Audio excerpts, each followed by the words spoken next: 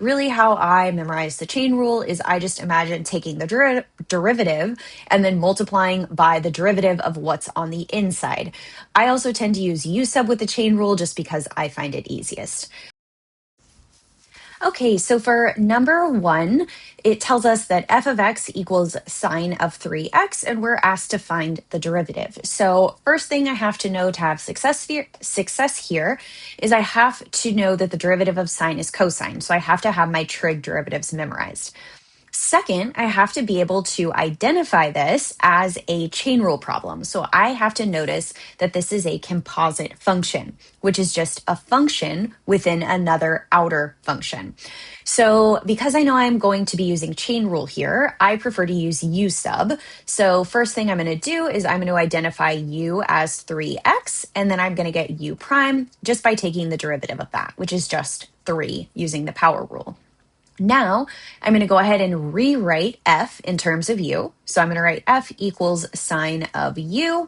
Now I'm going to get f prime by taking the derivative of that. So derivative of sine is cosine of u. And now I have to multiply by u prime because of the chain rule. Now I'm going to go ahead and plug all of this back in. So I'm going to get f prime equals cosine of 3x times 3, or just cleaned up and rewritten, it would be 3 cosine of 3x, which is answer choice B. Okay, so for number two, again, we have to know the derivative. Our log derivative of e to the x is just e to the x. And again, I have to identify this as a composite function where I'm going to be using the chain rule. So let's go ahead and use u sub once again. So my u is going to equal 2x to the third, which makes my du, or my u prime, equal to 6x squared. Now I'm going to rewrite g in terms of u, so that would just be e to the u. Now I'm going to take the derivative of g using the chain rule. So I'm going to get g prime equals e to the u times u prime. Now I'm going to go ahead and just plug back in. This would give me e to the 2x cubed times 6x squared. And again, just cleaning this up and simplifying, I would get 6x squared times e to the 2x cubed, which would be answer choice A. Okay, in this problem, we have another chain rule problem. So once again, I'm going to start by designating u. So u is sine x, and then u prime, derivative of sine is just cosine of x. Now I'm going to rewrite h in terms of u, so it's going to be ln of u. And then I'm going to go ahead and take the derivative of h, so I'm going to get h prime, which is equal to 1 over u times u prime. So again, remember that the derivative of the natural log is just 1 over u. Okay, and now I'm going to go ahead and plug back in. So h prime equals 1 over sine of x times u prime, which is cosine of x. So I could rewrite this as cosine of x over sine of x. So this would be answer choice A. Just a simple note here, you could also simplify this further and you could just rewrite that as cotangent of x. Okay, for question number 6, we have another chain rule problem. So we are going to let u equal sine x, and then u prime equals cosine x. Now we're going to rewrite f in terms of u. So we're going to get f equals e to the u. Then we're going to take the derivative of f, and we're going to get e to the u times u prime using the chain rule. Now we are going to plug everything back in. So this will become e to the sine x times cosine of x, which is answer choice C. Okay, so once again for this problem, we have a chain rule problem. We have a composite function here.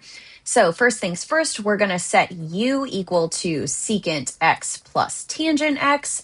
Then we're going to go ahead and get u prime by taking the derivative of that. So the derivative of secant is secant x tangent x.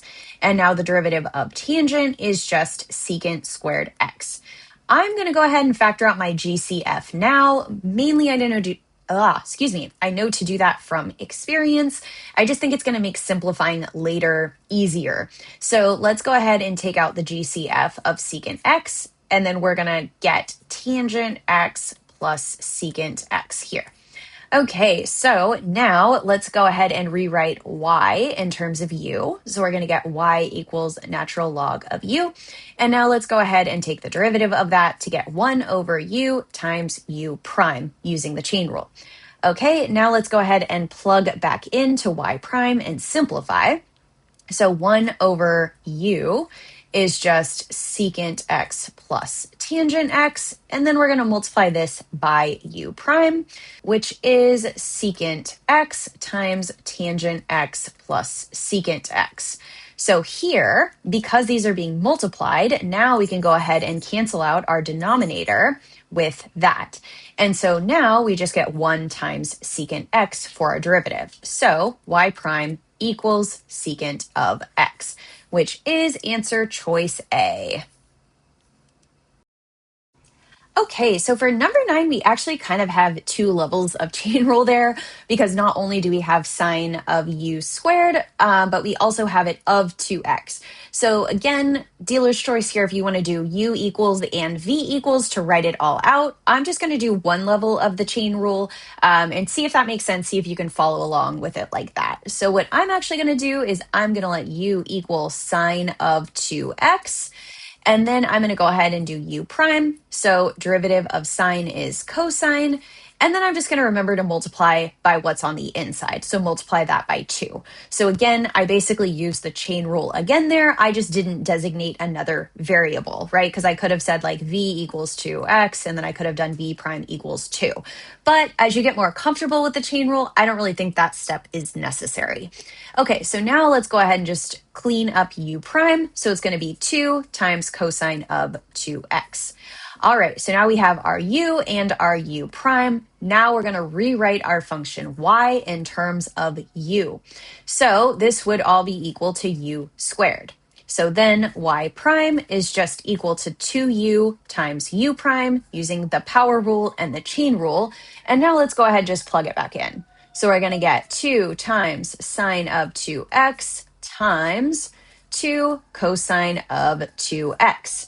Now again, let's go ahead and just clean this up. We can do the 2 times 2 is 4, and then it's just sine of 2x times cosine of 2x, which is answer choice D. Okay, so for number 11, we are going to have to use a combination of the product rule and the chain rule. So let's go ahead and start off. So let's start with the product rule. So we are going to do the first times the derivative of the second. This is going to require the chain rule, so I'm going to write it off to the side here. So I'm going to let my u equal x squared plus 1, which would make my u prime 2x. And then I'm just going to rewrite this as ln of u, and I'm going to take the derivative of that, which gives me 1 over u times u prime. Now I'm going to go ahead and plug back in, and I'm going to get 1 over x squared plus 1 times 2x, or 2x over x squared plus 1. I'm going to just kind of write a little line here just to keep that separated. So going back to the product rule, we have first times derivative of the second plus the second times the derivative of the first term, which just using the power rule there gives us 3x squared. Now we just have to go ahead and clean up and simplify this big mess we have.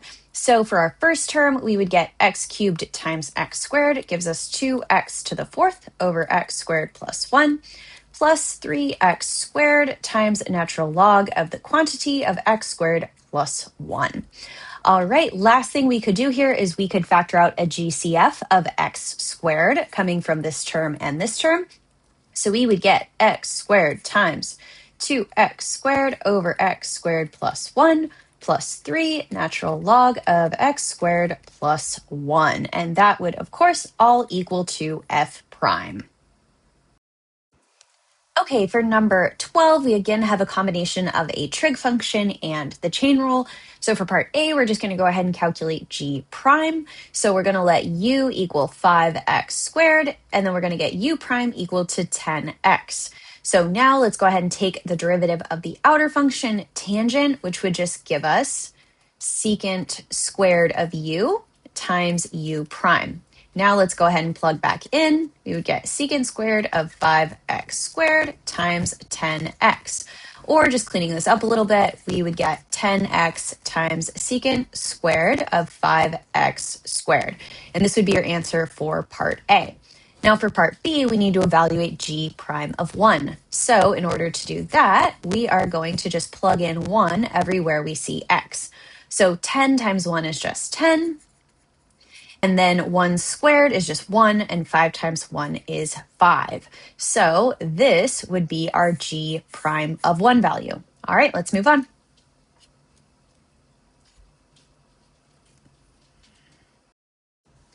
Okay, so for number 13, we're going to tie everything together and see how it can apply to a tangent line problem.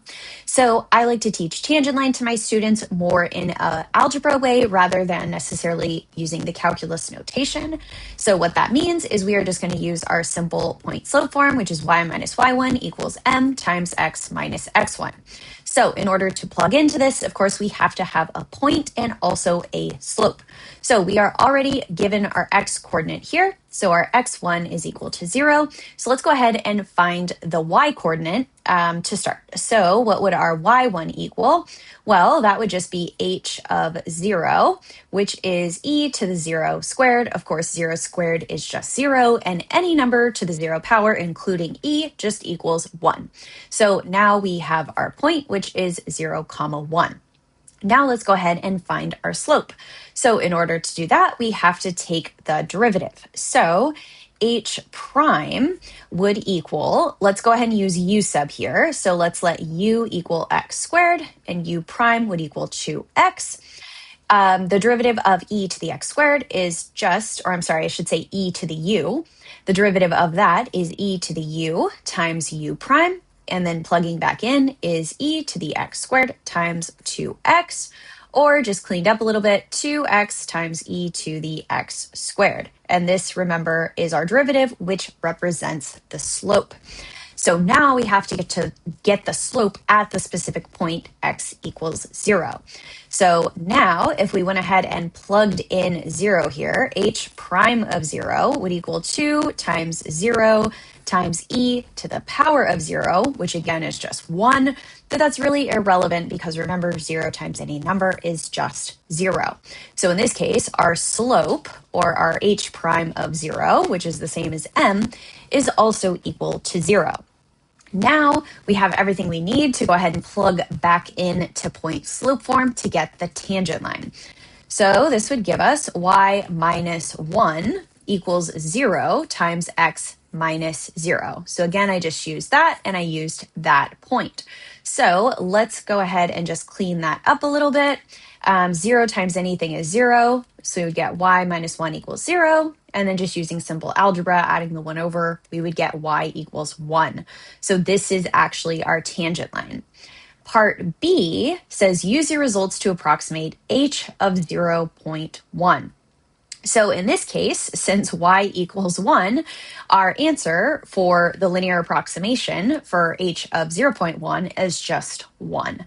However, I'm going to go ahead and plug that into the tangent line just so that you can kind of see what that would look like. So again, going back to y minus 1 equals 0 times x minus 0. What we would do here, if we're looking at h of 0.1, this is our x value. And we're looking for our y value, right? We don't know our output value. So plugging that in, we would get y minus 1 equals 0 times 0.1 minus 0. And then let's go ahead and just simplify this. 0 times 0.1. All right, just filling that in. You guys already probably see where this is going. Y minus 1 equals 0. And then we would re-get y equals 1. All right, let's go ahead and move on. Okay, number 14 gives us p equals the natural log of the quantity of x squared plus e to the x. All right, so in order to do this, again, we are going to have to use the chain rule. All right, so let's go ahead and let u equals x squared plus e to the x. Let's go ahead and get u prime, which would give us 2x plus e to the x. All right, and then let's go ahead and rewrite p in terms of u. And then let's go ahead and take the derivative using the chain rule. So that would give me 1 over u times u prime. All right, and now let's go ahead and plug back in for u. We would get 1 over x squared plus e to the x times 2x plus e to the x. And then just cleaning that up and rewriting it up here, we would get 2x plus e to the x over x squared plus e to the x. And again, this would just be our p prime. Okay, now let's move on to part B. It says determine the slope of the graph at x equals 0. So of course you have to know that p prime represents the slope. So basically what we are looking for is we are looking for p prime of 0. So let's go ahead and plug a 0 in everywhere. For the first term, we would just get 2 times 0, which is 0. And then e to the 0, remember any number to the 0 power is 1. So that would just be 1 over x squared would just become 0 squared, which is 0. And again, e to the 0 is 1. All right, so then we have 1 over 1, which is just 1. So this would be the slope of the graph at x equals 0.